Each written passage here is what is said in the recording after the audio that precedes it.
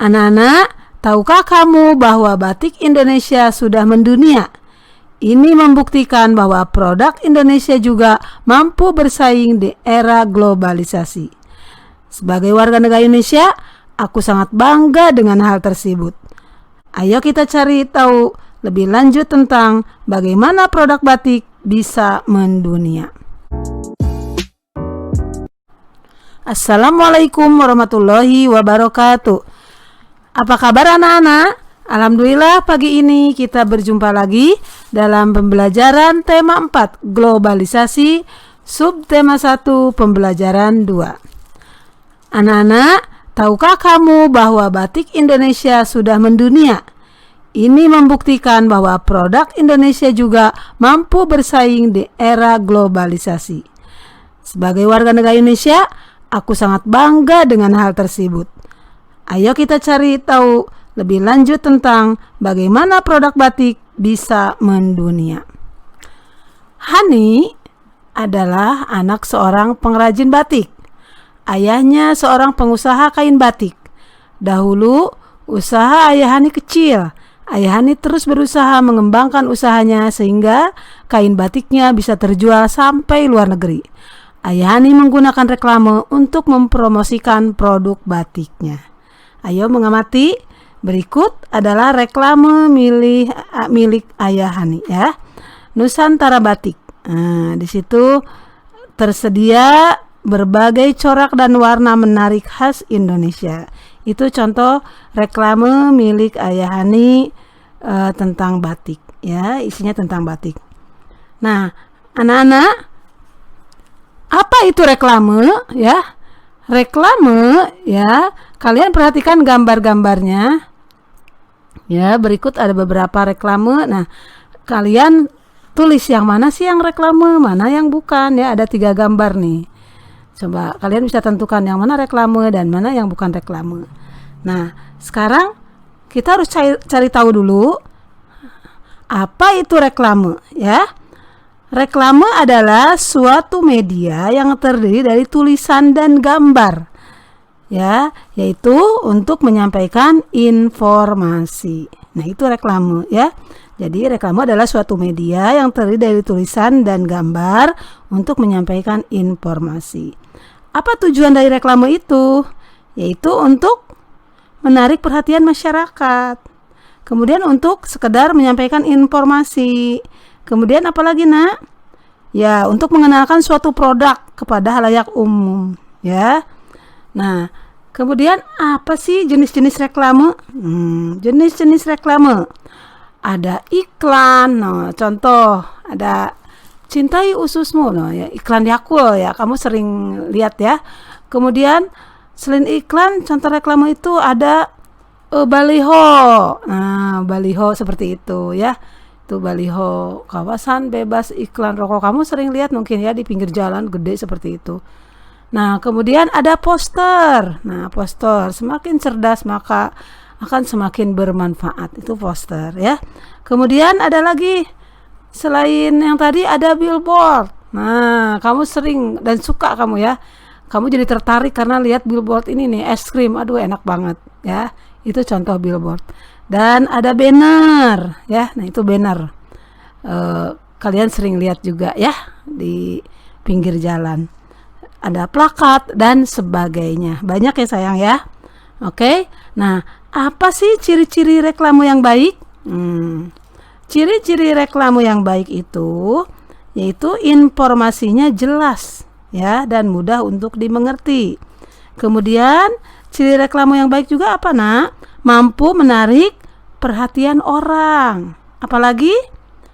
Ya, memuat informasi yang benar ya. Reklame digunakan untuk menginformasikan, mengajak, menganjurkan dan menawarkan produk. Reklame dibuat menarik sehingga pembaca ingin mengikuti anjuran atau membeli barang yang ditawarkan. Ada berbagai jenis reklame, diantaranya poster, iklan, plakat, spanduk, selebaran, baliho, buklet, dan lain-lain. Reklame ada yang bersifat komersial dan non-komersial. Komersial digunakan oleh pedagang untuk menawarkan barang atau produknya. Sedangkan non-komersial digunakan untuk mengajak masyarakat untuk melakukan suatu hal. Misalnya hidup bersih, hemat energi, dan lain-lain. Nah, reklame itu harus menarik ya. Hal-hal yang harus diperhatikan dalam membuatnya adalah sebagai berikut. 1. Slogannya harus jelas dan mudah dimengerti. Yang tadi ya. Kemudian bahasanya baik dan menarik dengan ukuran huruf yang sesuai. Yang ketiga, ilustrasi menarik dan mudah diingat. Keempat, tata letak gambar dan tulisan baik ya. Nah, kalian adalah tugasnya amati di sekitarmu tuh. Tulislah reklame yang pernah kamu ketahui, yang pernah kamu lihat ya. Kemudian beri pendapatmu apakah reklame tersebut sudah dikatakan baik ya. Jadi tulis reklamenya apa seperti tadi Ibu, tulis pendapat kamu apa ya. Tulis beberapa reklame yang kalian lihat. Baik anak-anak, seperti yang sudah kamu ketahui bahwa batik Ayahani sudah diekspor ke berbagai negara. Batik tersebut dikemas dalam berbagai bentuk. Nah, itu kemasannya ya. Ada yang berbentuk apa tuh? Nah, yang gambar pertama berbentuk apa tuh? Balok. Iya. Berbentuk balok ya, yang gambar. Nah, itu balok. Yang kedua berbentuk apa, Nak? Tabung. Iya. Yang ketiga berbentuk apa tuh? Kubus ya. Jadi dalam berbagai bentuk kemasan ya. Nah, hal serupa juga kita temukan pada kemasan berbagai produk yang ada di sekitar kita ya. Kalian bisa amati produk yang bisa kalian lihat di rumah kalian ya. Nah, anak-anak, sekarang perhatikan tadi ada kubus, ada tabung, ada balok ya. Nah, di sekitar kalian juga ada kubus, ada balok, ada prisma segitiga. Nah, itu adalah bagian dari prisma. Nah, kali ini kita akan belajar tentang kubus ya. Oke, coba perhatikan. Ada gambar nih, Ibu. Nah, ini namanya gambar kubus. Namanya kubus A, B, C, D, E, F, G, H ya. Perhatikan nak. Yang G ya, itu yang di sudut, itu namanya titik sudut.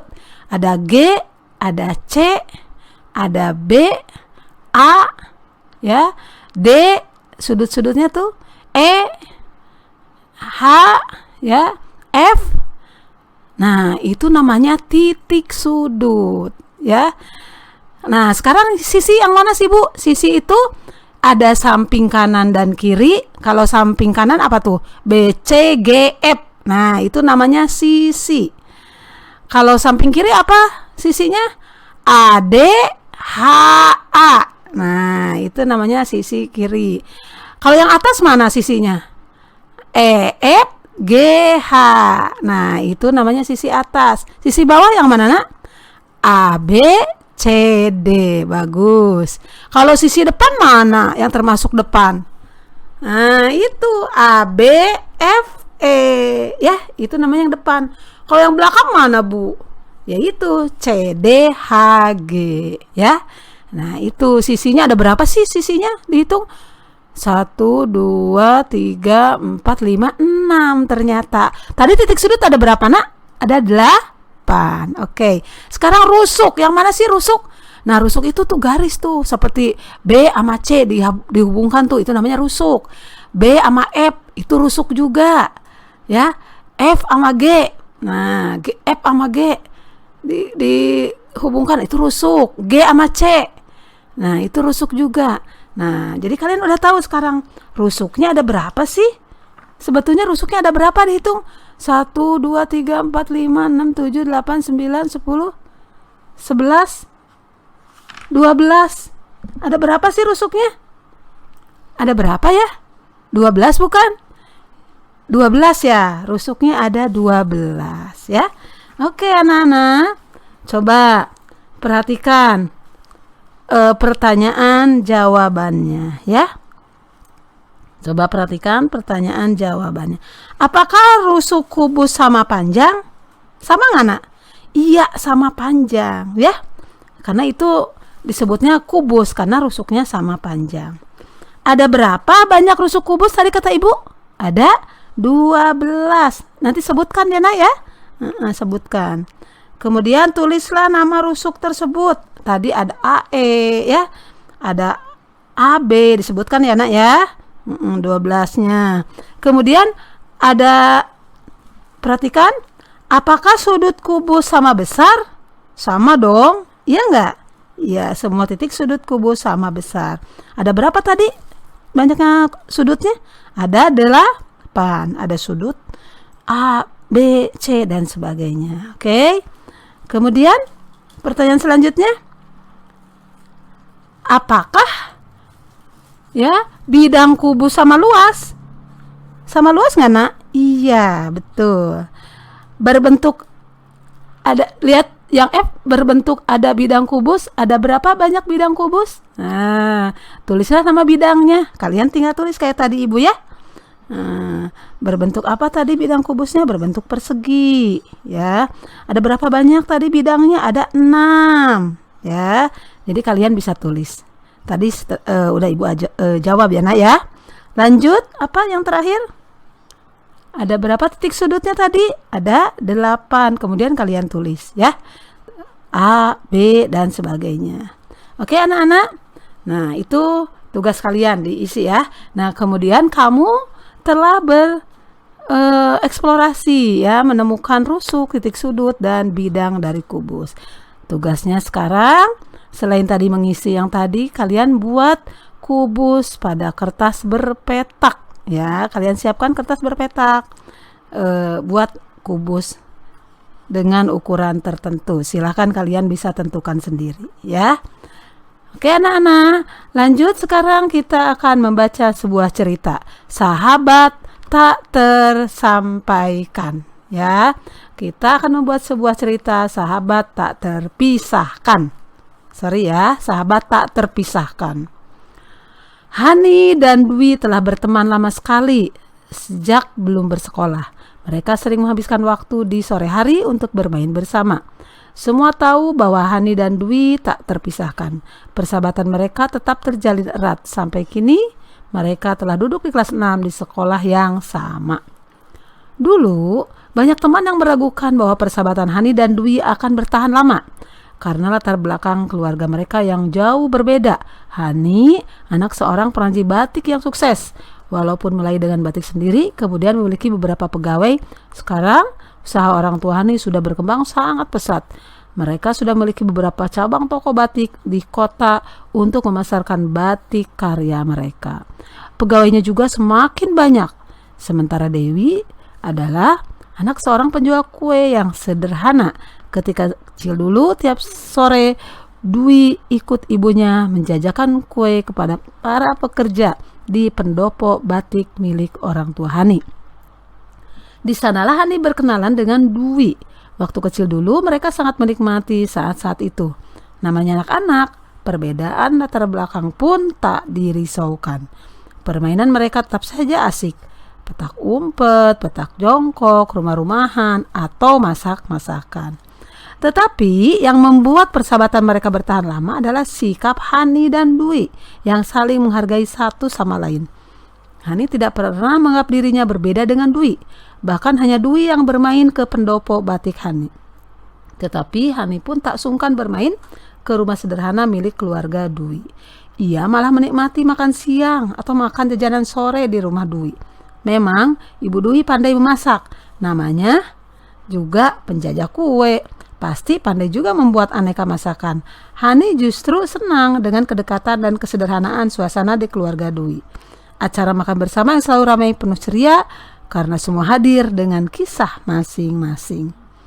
Sebaliknya, ketika Dwi bermain ke rumah Hani, tidak dirasanya minder sedikit pun. Ayah dan ibu Hani tidak pernah juga memperlakukan Dwi super istimewa karena Dwi anak penjaga kue. Santai saja Dwi membaca-baca buku koleksi, buku cerita Hani di kamarnya ketika Hani sedang melakukan hal yang lain. Kadang-kadang Dwi pun ikut membantu ketika Hani harus melipat-lipat batik dan memasukkannya ke dalam plastik sebelum siap dikirim ke toko. Dwi kagum dengan Hani dan keluarganya. Walaupun banyak pegawai, Hani dan saudaranya tetap terlibat untuk membantu usaha orang tuanya, membantu sesuai usia dan kemampuan. Terlihat bahwa mereka meraih sukses memang karena kerja keras. Begitulah sahabat, tak ada kata-kata yang perlu diucapkan untuk menyatakan sayang pada sahabat. Hanya diperlukan sikap yang tulus, tak pandang perbedaan, saling menghargai dan saling belajar. Rasa sayang yang tulus pada sahabat akan membentuk pertemanan yang indah dan tak terpisahkan. Ya. Nah, berdasarkan cerita di atas, diskusikan pertanyaan berikut. 1. Apa perbedaan yang terlihat antara Hani dan Dwi? Apa perbedaannya? Yaitu perbedaan latar belakang keluarga. Ya. Yang kedua, bagaimana Hani bersikap terhadap Dwi? Ya, yaitu menghargai Dwi. Ya, dia tidak sombong. Ya. Kemudian yang ketiga, bagaimana sikap keluarga Hani kepada Dwi? Ya. Nah, walaupun Dwi anak penjaga kue, keluarga Hani tidak pernah memperlakukan Dwi super istimewa. Ya. Kemudian yang keempat, bagaimana Dwi bersikap terhadap Hani? Saling saling menghargai, ya. Oke. Kemudian nomor 5, bagaimana sikap keluarga Dwi terhadap Hani? Bagaimana, Nak? Ya, keluarga Dwi memperbolehkan Hani bermain ke rumah mereka. Hani juga dipersilahkan mencoba masakan Ibu Dwi yang enak, ya kan? Nah, yang nomor 6, apa yang bisa kita contoh dari Hani, Nak? Apa coba? Yaitu selalu menghargai teman, tidak sombong, tidak membenci kesederhanaan. Ya enggak? Oke, yang nomor 7. Apa yang bisa kita contoh dari Dwi? Ya, contoh dari Dwi yang bisa kita ambil adalah selalu menghargai teman dan tidak mudah minder. Oke anak-anak, demikianlah pembelajaran hari ini. Semoga bermanfaat. Terima kasih.